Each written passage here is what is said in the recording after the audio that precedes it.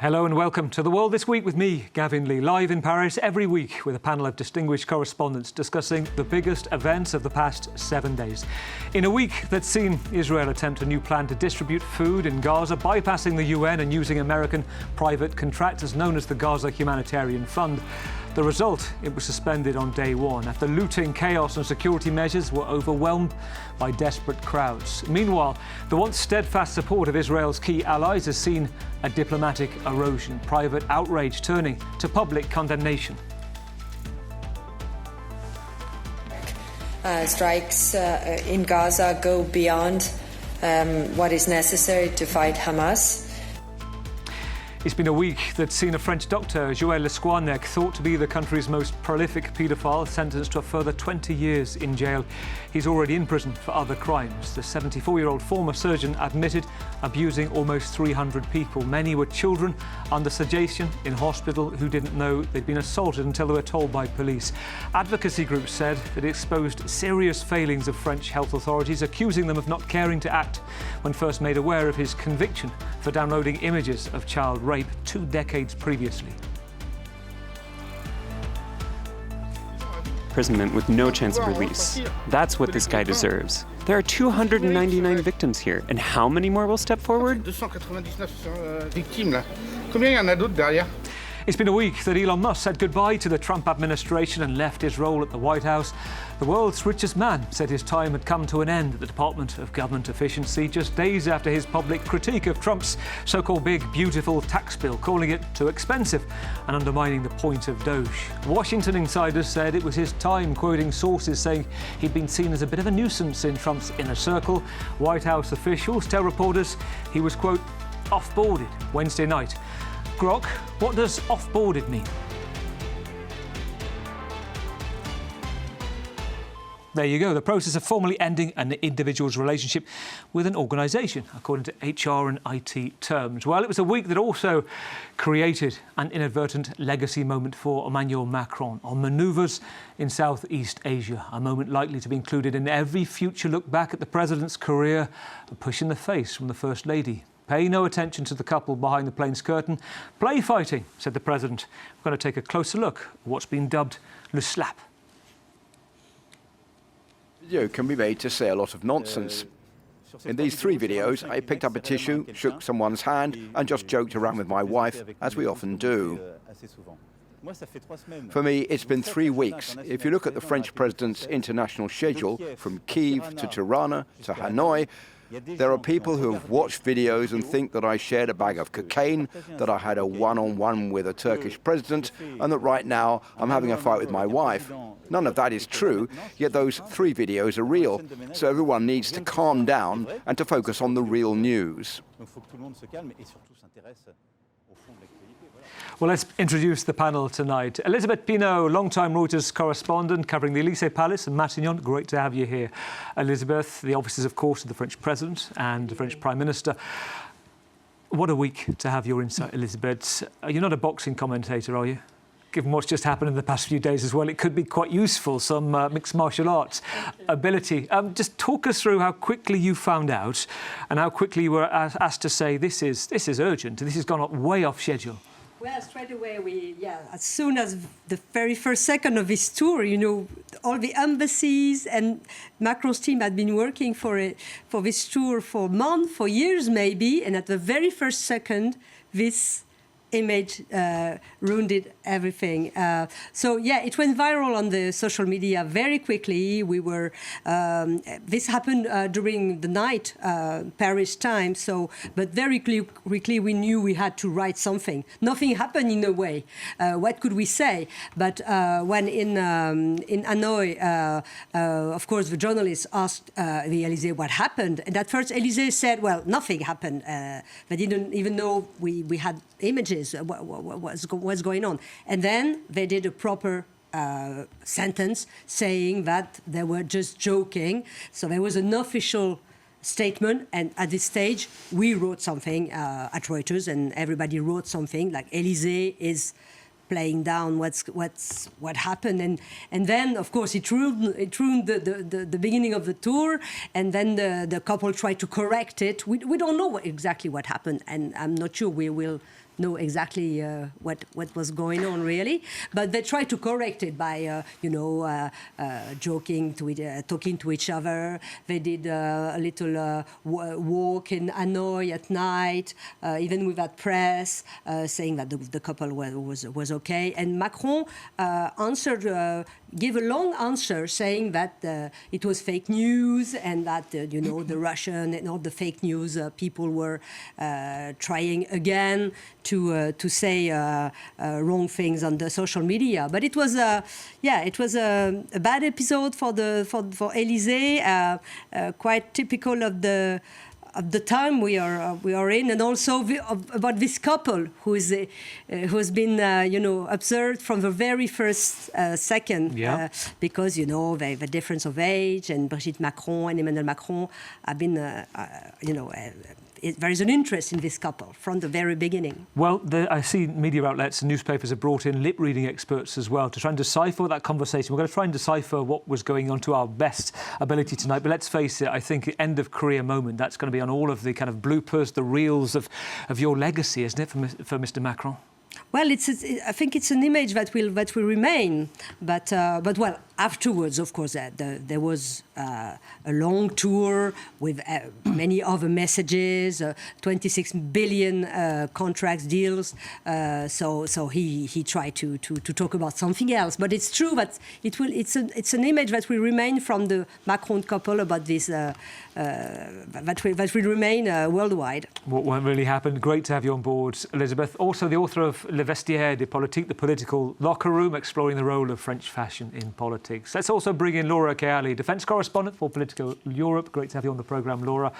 Having spent your former journalistic life covering what went on inside the European Commission, nobody knows the Berlaymont quite like you, I imagine, Laura. The ins and outs covering tech regulation, investigative reporting too on European policy. A question I often ask panellists is your social media of choice. It looks like, I sense, X is not your immediate go-to anymore. No, sadly, I had to turn to LinkedIn. I tried to avoid that moment, but I think Haren is also like, you go where everyone goes, and now LinkedIn is kind of, the Blue Sky hasn't quite picked up. It has in a way, but it's a bit niche. But yes, X, a lot of people have left X, and you can see in your feed that it's becoming less and less useful from a professional point of view. So definitely X is no longer something useful. There used to be a time, didn't there, in Brussels, not too long ago, where journalistic scoops, feeds, they were all on X or Twitter. You never see that now. No, like X was actually Twitter at the time was actually part of your job. Like being visible on Twitter was important, and you could reach out to people. Politicians make announcements on X, and the Élysée is still on X. They still broadcast Macron's speeches on X, but you see less and less people, definitely. They're still old school. Great to have you with us, Laura. Let's also bring in the studio Rina Bastis, senior editor at the US-based journal Al Monitor, heading up the Israeli Pulse section. Rina, great to have you back with us as well, focusing on Israeli politics and conflict in Gaza. And in her former life, Rina was a deputy ambassador to Bogota for the That's so many years ago. Foreign Affairs Ministry. One thing I get a sense when you work at Al Monitor, it puts out, the plan, its manifesto, unbiased original reporting. And I just wonder, in your efforts to be independent, is there an extra scrutiny upon you, or if you're reporting on Israel or elsewhere, expected of you to report in a certain way because you were a former Israeli diplomat?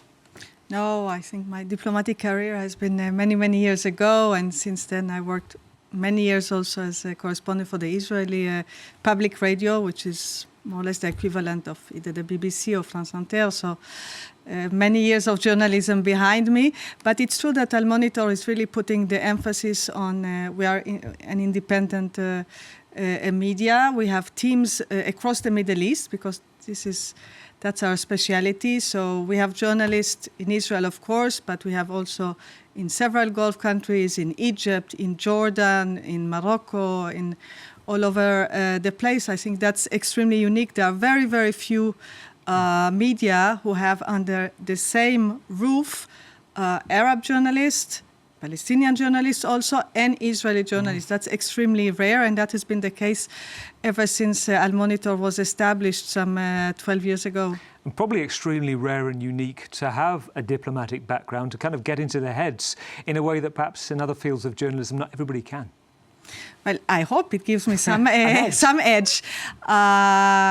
Of course, over the years, I mean, part of my interlocutors, part of the sources are obviously, and I think for many journalists dealing with geopolitics, you have to speak with diplomats. Yeah. So, of course, once you know the system from the inside, you can also understand better how they function, what they can tell, what they cannot tell, and why they cannot tell. So I think that sort of understanding really helps in the daily work when you're a journalist. The lexicon of diplomacy. Great to have you with us as well. Let's also bring in Angela Diffley, France 24's International Affairs editor. Angela, great to have you. Formerly back in the day with Radio France International, before that with the BBC. Angela, something you picked up this week is the accent of Emmanuel Macron appears to be changing.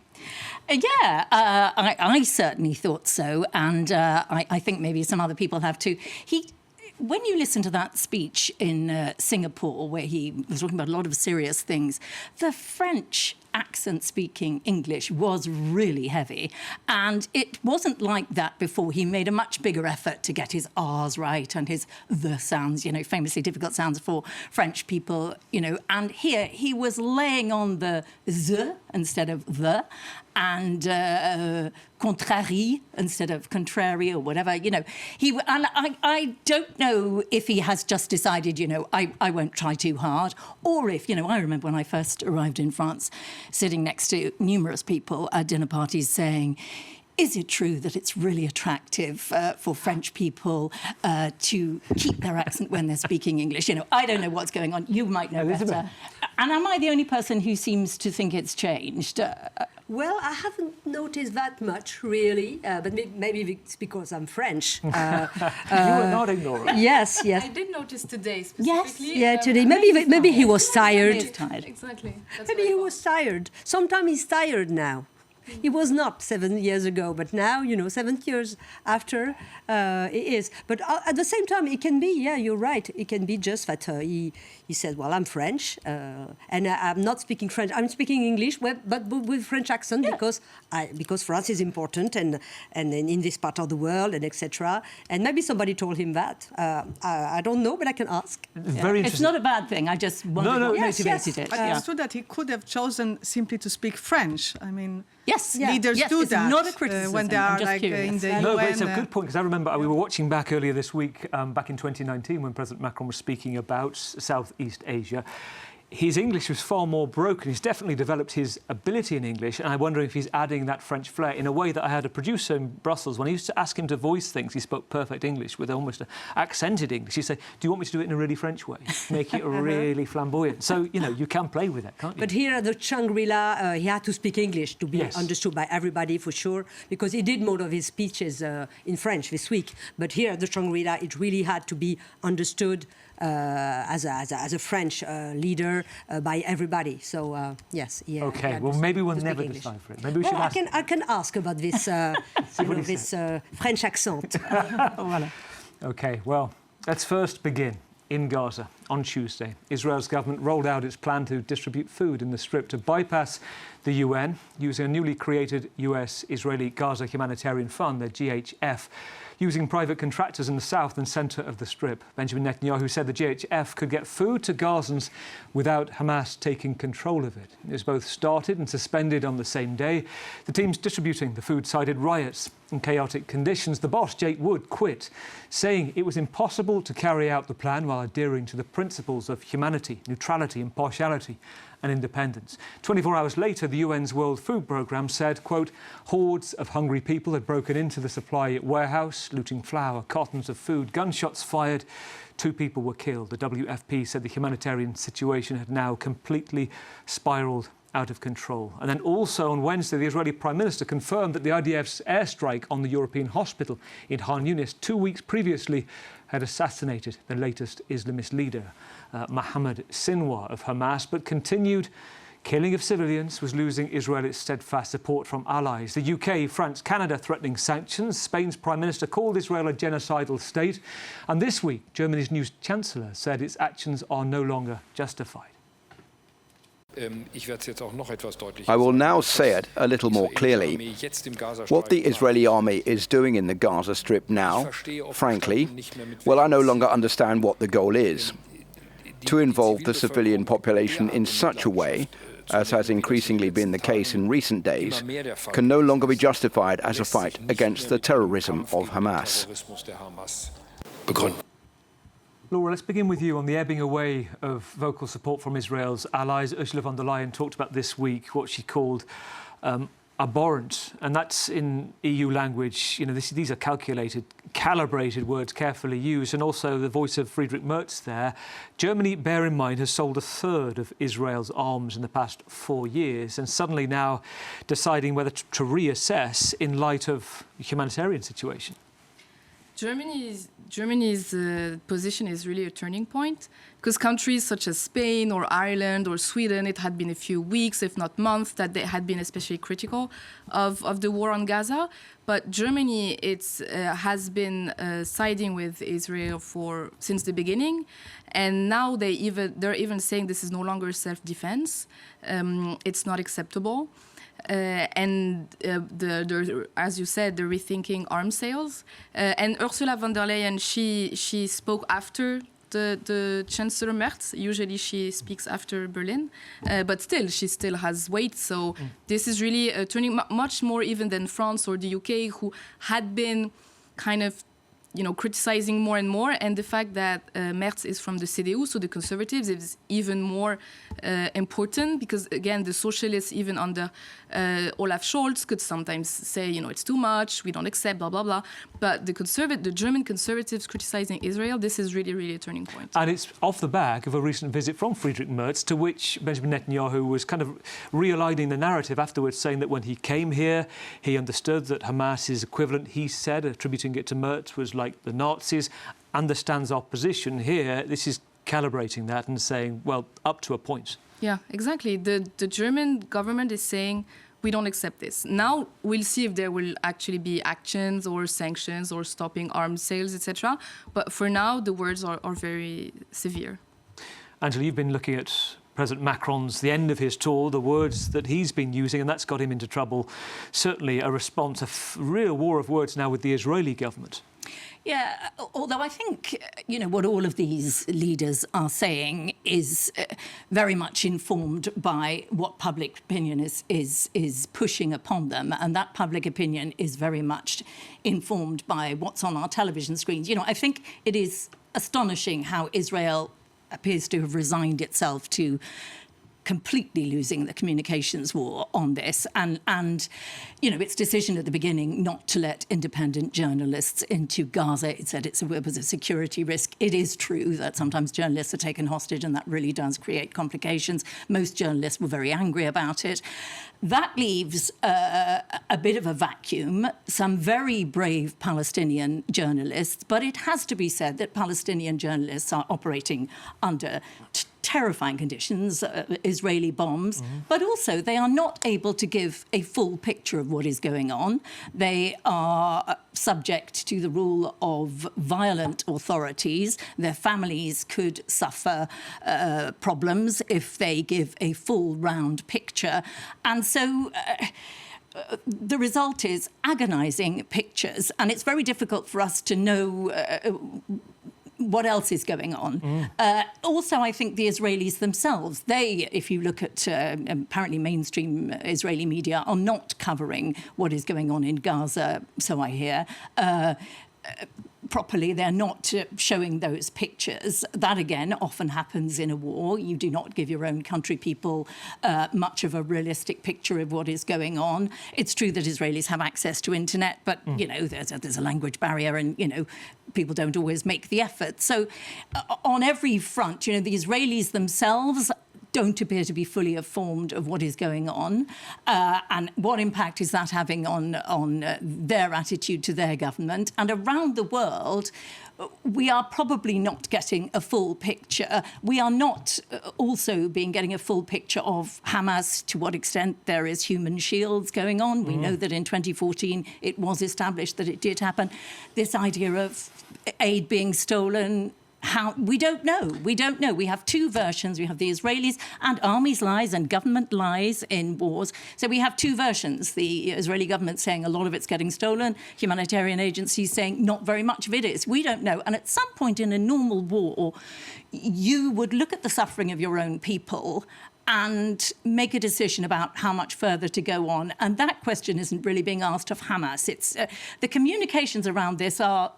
And also the immense spotlight on this war compared to other wars. You know, it's... and that is pushing leaders to say one thing in public and perhaps something quite different in private, and not doing very much on the concrete front either. You raised two big issues there. One is the sense of a collective trauma, which I was talking to Rob Parsons about last week, back and forth to Israel, and actually what the Israelis are consuming politically in your everyday Israeli, and what they want to consume, the collective trauma off the back of October the 7th, whether there is that capacity to absorb what's going on in Palestine. I'm going to raise that with Rina in a moment. I want to first talk to you, Elizabeth, on the point about Emmanuel Macron, because the Israeli government today accusing the president of a crusade against the Jewish state. That was the terminology used. Take us behind the scenes a little bit of the Elysee and kind of what you're hearing diplomatically about a changing rhetoric. Well, the new thing about Macron, who backed Israel at first very strongly after the October 7th. The new thing now is that Macron is considering recognizing a Palestinian state. And that's new, and of course that's infuriating Benjamin Netanyahu. Emmanuel Macron talks to Benjamin Netanyahu a lot. I was told yesterday that he talks about him he's really just after Trump. Macron is the one who has him on the phone very often. So he knows that it's very tricky to say that, but he had this joint comment to say that what's going on in Gaza is unacceptable a few days ago with Canada and Britain. That's new as well. And France is working with many other countries to try to find a way to lead to a two-state solution within a few weeks, heading to the conference on Palestine at the UN in June. Emmanuel Macron doesn't say that he's going there because he will go there even if there's something to announce. So they're just diplomats are working on it. But of course, Israel is very annoyed with that. But Emmanuel Macron really he's supporting Israel, but at the same time, the Gaza images are just unbearable for the public opinion. Let's remember that France is home for the biggest Jewish community in Europe and the biggest Muslim community in Europe. So it's a matter of concern, everyday concern in France, really, on TV every day. And even in Asia, Emmanuel Macron talked about Middle East, about Gaza, in Indonesia, which is the largest Muslim country in the world. And on those images that Elizabeth was talking about, going back to those points, to the extent that you're aware that, you know, you're in Tel Aviv, Jerusalem, how exposed to some of those images, the minutiae, the details we see in Europe, you're going to see on Israeli media channels across the board. Give me your take. Well, a few things. First of all, yes, maybe the Israelis are not exposed enough, but I wouldn't say that they are not exposed at all to the images of Gaza. First of all, because the Israeli press is extremely free and bold. Even when you look at the press conferences, when Benjamin Netanyahu and the Prime Minister is convening press conferences, the journalists would ask him the sort of question that in France no journalist would dare to approach this way the country's leader. So the press is extremely. The press could say, but Mr. Prime Minister, you are not telling the truth, for instance. I don't think any French journalist would say something like that to Mr. Macron. Elizabeth? So, well, why not? It's a different culture. It's a different way of saying things. Mm-hmm. So first of all, the Israeli press is very free, but also there is something else, which is the fact that hundreds and thousands of young Israelis serve in Gaza. So there you have testimonies coming directly to the people at home. They don't need even to pass by the press, because their sons or their daughters or their uncles or their fathers would tell them what they see. So this is a source of information that, on the contrary, Israelis are exposed to, but not us in Europe, or not the European press in any way, because, as you said earlier, there are no foreign journalists, almost no foreign journalists that are present, that allowed in the Gaza Strip. Having said that, the pictures we see when we talk about the war in Gaza, of course, there is some sort of, I don't want to say balance, but a lot of attention is paid to the hostages. Yes. So the 58 hostages we still have, still are held in the band of in the Gaza Strip. We think, we hope, we believe that 20 of them are still alive. So a good part of the coverage goes to all these manifestations, all these demonstrations, all these rallies taking place in Israel since October 8, calling for the release of the hostages. So when the journalists are covering the Gaza war, evidently part of the time will be dedicated to that. Let me pick up on something else you've been looking at this week, which is how close a ceasefire might be. Let's have a look at your article, in fact, this week, that you touched upon it. It seemed to be Steve Witkoff, Mr. Fix on Foreign Affairs for Donald Trump, seemed to be suggesting it was almost there. Israel are on board, and yet Hamas kind of throwing kind of cold water at the same time, quote, they are seriously reviewing it. So how close do you think earlier this week we had a feeling that really it's a matter of hours, that Mr. Trump, he said even, or his aide said that the moment it's reached, the moment it's signed, the agreement, then Trump will be the one making the big announcement. We were really waiting for that. It did not happen. I have to say, this proposal of Steve Witkoff, it's not a new proposal. I mean, it's very similar to the same proposal we had on the table for several months ago. There is a little, it's not a little change. Of course, for the families of the hostages, it's a big change that instead of having 10 hostages released immediately on the first day, we will have 5 released on the first day and 5 released on the 7th day. But the whole idea of having 2 months of a ceasefire and during that period to negotiate the second phase, this is not something new, and for the moment Hamas is not accepting it. Well, I guess what's new is it will be a longer period than either of the 2 previous ceasefires. 60 days of talking about. The other thing that Hamas appear to be, from many of the drafts that seem to be circulating, there's less of a concept of the UN continuing its distribution, to which Hamas says they want to go back to that, not using the Gaza Humanitarian Fund. There's kind of fudged languages there on that. And also what happens after, the day after, the idea of a permanent ceasefire. Hamas said if there's not that there, they're not signing up to it, to which Israel says, well, hang on, what if Hamas re-emerge? What if militarily give out Kalashnikovs? We have to have the right to go back into Gaza. So that seems to be part of the sticking point too, doesn't it? The ending of the war, that's the big sticking point from the beginning. Yeah. And that's why I think in this proposal that Steve Witkoff put on the table, he sort of managed to put a formula that which is vague enough, that should have maybe satisfied both sides, because Prime Minister Netanyahu says he will continue fighting until Hamas no longer has military and governing capabilities. Hamas on the other side says, no, we want to have assurances, we want to have guarantees from the Americans, from the Qataris, from the Egyptians that the war will completely stop. This is not working, of course, these two goals, these two objectives. So Steve Witkoff put some sort of a vague phrasing that should accommodate both sides, but for the moment, Hamas is not accepting. Yeah, some kind of collective ambiguity. Very briefly, do you think you and I will be talking, if the world next week, there'll be a ceasefire? I really hope so, because it seems that the American president is really putting a lot of pressure on both sides. It's become a matter of almost of honor for him, I think, to reach that in his quest for a Nobel Prize, maybe at some point. So if he wants a Nobel Prize, he needs to get the accord signed. OK, from one attempt of a ceasefire to another, what appears to be an attempt of a ceasefire in Ukraine, where the week began with 2 consecutive nights of unprecedented air assaults. First Saturday, sirens rang out across Kyiv from midnight as Russia, with 250 drones and 14 ballistic missiles, began the largest combined aerial attack on the capital in 3 years of war. A reported 50,000 people spent the night in underground metro stations. The next night, even worse, 355 drones, 9 ballistic missiles fired across 30 Ukrainian towns and cities. It was the largest onslaught in a single day on civilian areas. At least 25 people killed, dozens injured.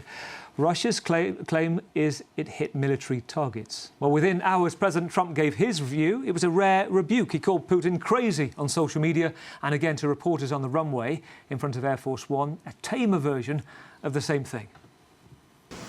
Yeah, I'll give you an update. I'm not happy with what Putin's doing. He's killing a lot of people, and I don't know what the hell happened to Putin. I've known him a long time, always gotten along with him, but he's sending rockets into cities and killing people, and I don't like it at all, okay? We're in the middle of talking, and he's shooting rockets into Kiev and other cities. I don't like it at all. Mr. President, what do you want to do about that? I'm surprised. I'm very surprised. We'll see what we're going to do. What am I going to tell you? You're the fake news, aren't you? Against the backdrop of these attacks, paradoxically, there was a rare moment of cooperation, 3-day prisoner swap. The largest so far, 1,000 Ukrainian prisoners, soldiers, civilians bussed to Chernihiv on the border with Belarus, back to their families, some chanting, "Long live Ukraine," others barely able to speak. And the same number of Russian prisoners released in Belarus. And Russia's deputy defense minister was there, orchestrating a family call in front of Russian media for an unnamed soldier.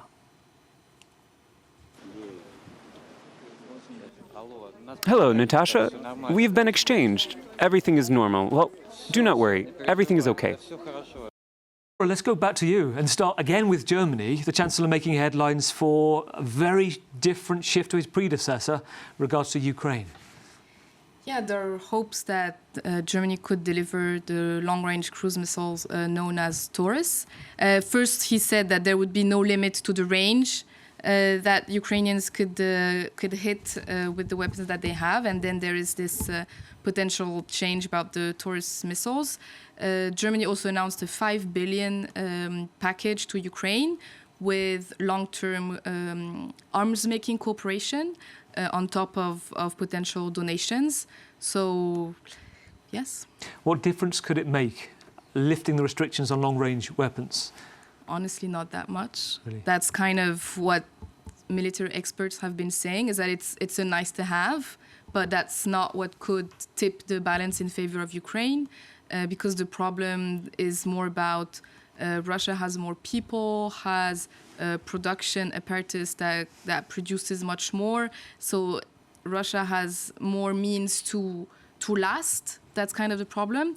And Ukraine no longer has military aid from the United States.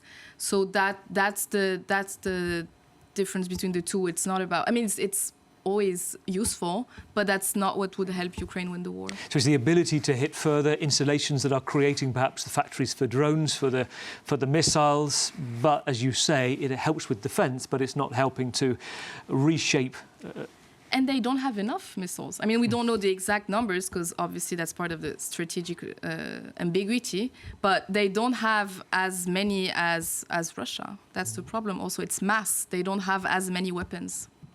Angela, to Istanbul on Monday, where we're set to have the second round of peace talks. Ukraine saying it's waiting for the terms and conditions that has been promised from Russia. They expect that it'll be the same again, to what they call denazify the government, essentially get rid of the government and demilitarize and take more territory as well. What's your thought around where that takes us? Is that a must-see moment? And also on President Trump's comments recently about a kind of deadline. Yeah, a kind of deadline. We've seen kind of deadlines before. It does look, I mean, I'm an observer. It does very much look as though the Russians drag everything out until they can't drag it out any longer. Then they make a small incremental step towards looking as though they're interested in peace. So the last time in Istanbul, after those talks were downgraded, we all thought they were going to be much higher level. They turned out to be at a much lower level. Zelensky, who had turned up, then flew to Albania instead, and it was all conducted at a much lower level. They said at the end of those talks, we will come up with a memorandum with our vision of long-term peace. As you say, it will be that. It won't have changed very much. It didn't look as if it was going to materialise at all until the pressure was stepped up again a little last week from Trump after that big attack at the weekend when he appeared to be losing patience.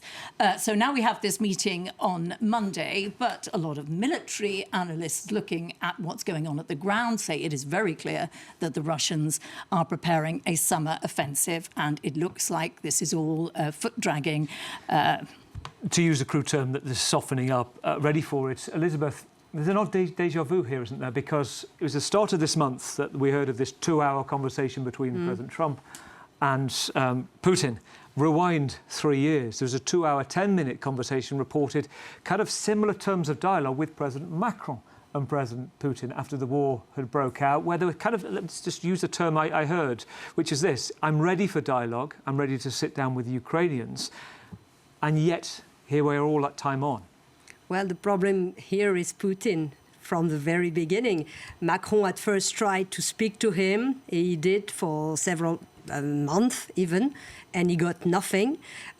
Trump said he would end the war within 24 hours by talking to Putin and solve everything with him, and he had some kind of admiration for him, and he went nowhere. All eyes are in Istanbul next Monday, but now we know that even the Ukrainians don't want to go there because they need some guarantees that something will be signed, something acceptable will be discussed, but apparently they don't even have this. So, and every night, every morning we hear that there's been a huge attack of the Russians against Ukraine. So and Macron tries to persuade Trump, that he has on the phone several times a week, that he shouldn't be blinded by Putin. That Putin is a liar. He said that clearly. But and what does Trump say back?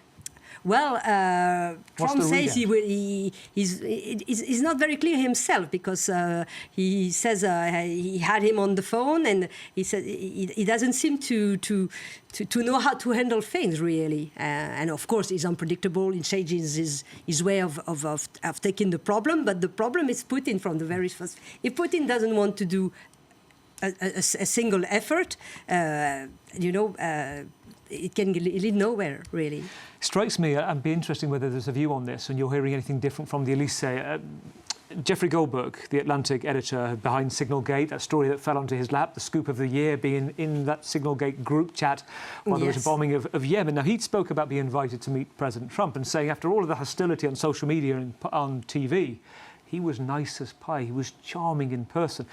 Do you sense the relationship with President Trump and Macron personally is very different, kind of the public portrayal that Trump puts out of Macron, often mocking him, perhaps playfully? You mean the relationship between Macron and Putin? No, Macron and Trump privately. Yeah. Well, first, Macron, they know each other. Macron was there for the first Trump term. He's the only one with the Chinese Xi to be. He was there at first, so he's supposed to know him well. But I think they have some kind of personal relationship. We can remember when he took Trump for July 14th on the Champs-Élysées, and then Melania and Donald having dinner at the Eiffel Tower. But that was a few years ago. I think this time, this second term is definitely tougher. The world has changed, but at the same time, Macron has got, I think, some kind of relationship with Trump, but that really does not really work, because Trump has decided that Europe was not a friend of the US anymore, and Macron has got problems to convince him of the contrary. He's trying, but he keeps trying. That's Macron, He keeps trying, and he prevents himself from saying, from talking badly about Trump. They always very careful about the US. US is our ally. Whatever Trump says, he's very careful of what he says. It's not the same with Putin. Very interesting, another fact that perhaps is not revealed publicly up until today. Rina, your take on this, and probably Laura as well off the back of that, which is that reports came out today by the BBC that fossil fuel money from the EU to Russia had actually outspent on gas, predominantly, the aid given to Kyiv. And therefore, to recalibrate, actually, well, you're trying to have a message at the same time spending all of that money to allow that military operation to keep going. That's an odd paradox, isn't it? It is, and I'm thinking, I was a few months ago at a press conference at the Defense Ministry here in Paris, and this whole press conference was about how France does not have the capacity. It's not that they don't want to produce all the weapons that the Ukrainians want, they can't afford it. So once you introduce all of these economic features inside, and you have also the deals, and you have the fuel, and you have the fact that Europe is incapable of helping Ukraine as much as Ukraine needs, then you wonder where it is going. And I wanted also, I liked a lot the analysis that Elizabeth did earlier on, and your question about all the ultimatums that Trump was putting on the table. And in a way, because we saw it also on Gaza, that he kept saying there will be hell to pay if Hamas does not concede, if Hamas does not release the hostages. And we've seen also with Ukraine the same thing. I mean, he was saying first the 24 hours ultimatum, and then the 2 weeks ultimatum or not sort of ultimatum now. And in a way, I think for Putin, this means not that Trump is a strong person, but on the contrary, if you put so many ultimatums on the table, if you keep putting ultimatums on the table, you are not strong, you are weak. And this is, of course, playing badly for the Ukrainians. And just a quick word, Laura, because you've covered Brussels for years. Was it a surprise to you, that figure coming out today, how much was being spent to Russia? It's not the first time that there's an awareness also on gas, that the Europeans are still very, very reliant on Russia. But outspending aid to Ukraine. Yeah, that's not great. But you see that they are aware, the European Commission and European countries, because you've seen them in the past few years that they're trying to diversify supply. They're going to Central Asia and even the United States, promising to buy more gas. So I wouldn't say that I don't think it would be a surprise to them, but it takes time to, when you've relied on Russia for such. And there's also this thing where Russia sells oil to other countries and then they resell to Europe, and it's like at some point they're trying to diversify, but when even the other suppliers are in cahoots with Russia, then it becomes kind of difficult. And just maybe to what you said about Gaza and Ukraine, I think there's one difference, is that Trump would be ready to leave the table on Gaza, not on Gaza, Ukraine and Russia. But not necessarily on Gaza and Israel. And Marco Rubio, the US Secretary of State, he said a few weeks ago, like, we're trying with Putin and Zelensky, etc., but if you guys don't agree on a peace, then it's not a problem anymore. Yeah. So that's a risk. Yeah, going back to your point about the Abraham Accords, about deals with Iran, and therefore the greater goal that many talk about, the Nobel Peace Prize for Trump. Well, to the Oval Office Wednesday, when President Trump, the man with a well-documented habit of coining nicknames for both friends and foe, think Little Marco, Crooked Hillary, Sleepy Joe, etc. Well, he found out the one Wall Street uses for him, courtesy of CNBC reporter Megan Casella. Analysts have coined a new term called the taco trade. They're saying Trump always chickens out on your tariff threats, and that's why markets are higher this week. What's your response to that? I kick out? Chicken out. Oh, then I chicken out. I've never heard that. You mean because I reduced China from 145% that I set down to 100 and then down to another number? Because I gave the European Union a 50% tax tariff. And they called up and they said, please, let's meet right now. We had a country people didn't think it was going to survive, and you ask a nasty question like that. He went on to say, don't ever say what you said, which is surely the last thing to say if you don't want to get stuck with a nickname.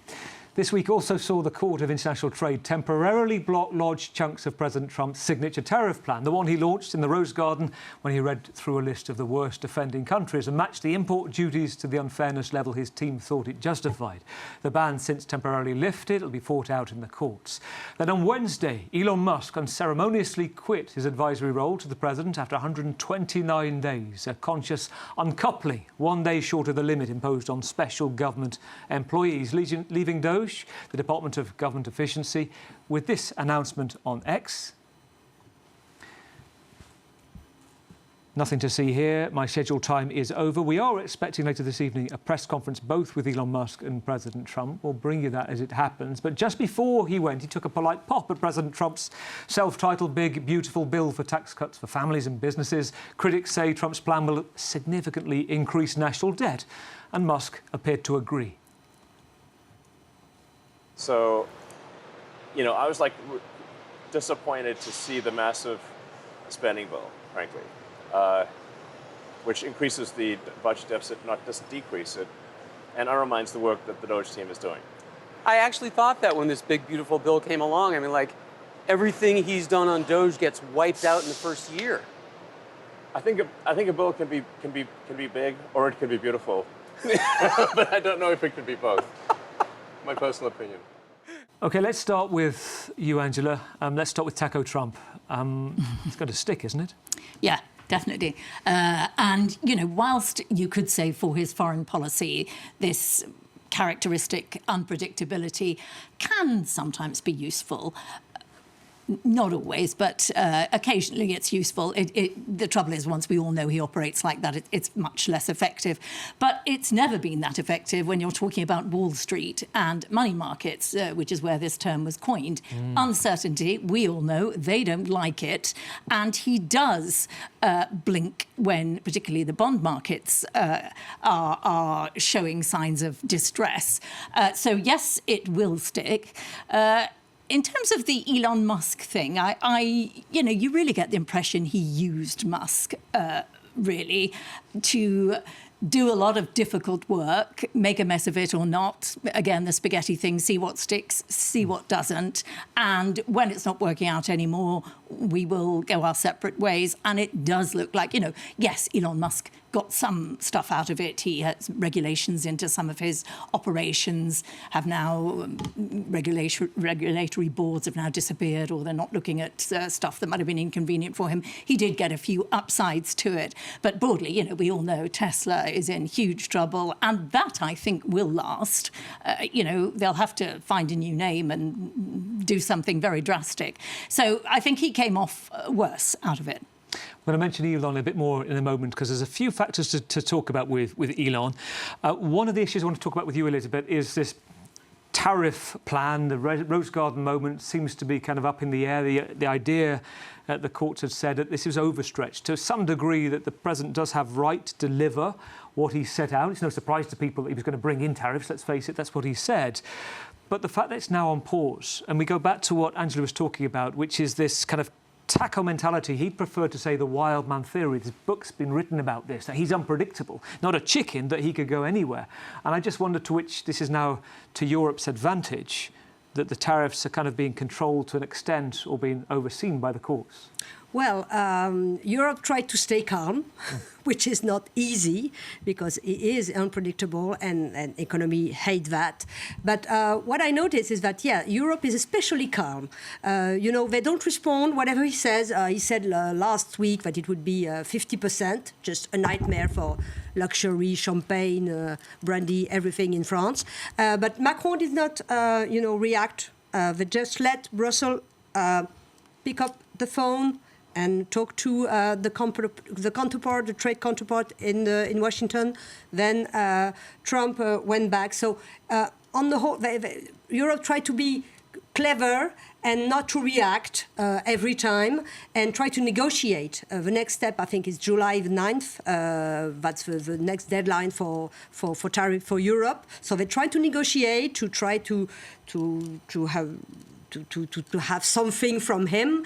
But at the same time, I think tariff is one thing, economy is one thing, but the U.S. policy is different with time of change. Even if he changes his mind all the time, Europe knows that something has changed in its relationship with the U.S., for instance, for defense. Europe now knows that it has to be independent on its defense. So whatever he says, and even if he changes his mind all the time, a new era has come, and I think Europe is aware of that. On the issue of Musk, Laura and Rina, I want to give you 30 seconds each on this before we go on to talk about the viral moment of the week and Southeast Asia tour, which is your impression of 129 days. Sure, there's a documentary there of what actually happened in that time, of the legacy of Musk. He came in with a chainsaw, went out maybe with a bit of a fizzle. Rina? Yeah, well, the chainsaw is a very good example, reflecting exactly, I think, that period, because when he brought it on the scene, what was his idea? He wanted to show, I'm efficient, I do things quickly, out of the box, you'll see, we'll reduce all the expenses, everything that is not really needed. But at the end of the line, this saw has become a symbol, I think, of cruelty, of people being laid without any reason, very quickly, in a terrible way, and even endangering the society, because he laid hundreds of flight controllers just like that. I mean, can you imagine the consequences if he would not have retracted that, or firing hundreds of controllers of nuclear installations? So I think the legacy would be quite a negative. And also we look at the numbers. I mean, he promised that he would cut $2 trillion of the state budget. I think he cut around 75 billion, and even that sum, when you look at all the appeals, all the claims that are ready against him, I think people asking for compensations because they were fired illegally. By the end of the line, I mean, the budget could actually go up instead of going down. Laura?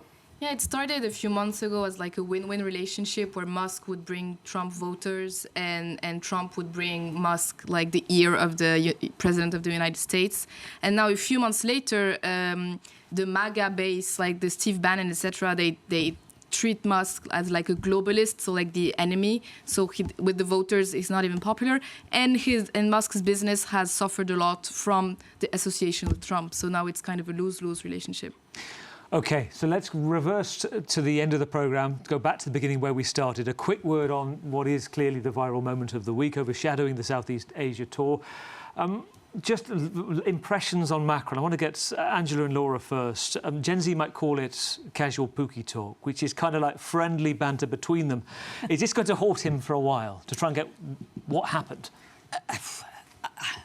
I think there are a few kind of noticeable things about it. One is the French media reluctant to go there, the mainstream media. And I don't think that is necessarily a bad thing. It's obviously a legacy of, the private life, public life, the very sharp divide that there used to be in France. Obviously, that can no longer exist in an age of social media. But the French mainstream media were very reluctant to go there and only decided to really when it was unavoidable. In the time that we have, are you convinced, in a word, yes or no, with the reason given so far? No, but he shouldn't have given any reason. He shouldn't have spoken. He should have... You were their press, that's what you would have advised. Laura? They didn't really give a reason. They said they were squabbling, but about what? That's the reason. Rina, I'm sure the Israeli press would have dealt with that differently. With it. Yes, although I agree. I think he should have just said, I'm sorry, it's private, it's none of your business, and cut it like that. And to which we know, Elizabeth, you're still digging away. Great to have you all on board. Up next, we're going to hear live from Elon Musk and President Trump. But thank you for watching. Thank you to our guests today. Laura Kaeli, for the political correspondent, defence correspondent at Politico, Angela Diffley, France 24's International Affairs editor, Rina Bassis at Al Monitor, and also Elizabeth Pinot, friend of the programme from Reuters. We will see you in 7 days for The World next week.